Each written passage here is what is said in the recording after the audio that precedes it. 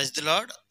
ప్రియమైన వాళ్ళారా, మరి ఇక మొదటి రాజుల గ్రంథము 18వ అధ్యాయం 46 వచనంలో ఏమని సెలవిస్తుంటే, యెహోవా హస్తము ఏలియాను బలపరచగా అతడు నడుము బిగించుకొని అహాబు కంటే ముందుగా పరిగెత్తుకొని పోయి యెజెయేలు గుమ్మము నొద్దకు వచ్చెను.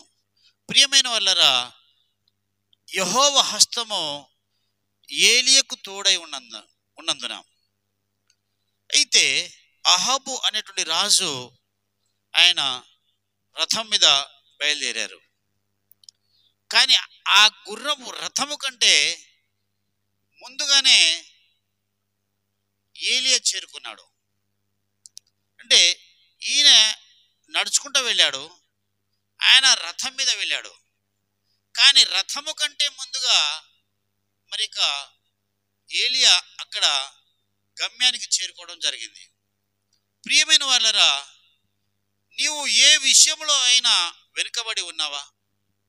నీవు ఏ విషయంలోనైనా మరిక ఇంకా వెనుకంజంలో ఉండి, అయ్యో నేను ఇంకా బహుమానాన్ని పొందలేకపోతున్నాను, నా కుమారులు బాగా చదువుకోలేకపోతున్నారు, నా యొక్క ఆర్థిక పరిస్థితి వెనుకంజమే ఉన్నది, నా యొక్క జీవన గతి వెనుకంజమే ఉంది, నా యొక్క ఆరోగ్య పరిస్థితి ఇంకా వెనుకంజమే ఉన్నది అని నువ్వు ఆలోచిస్తున్నావా?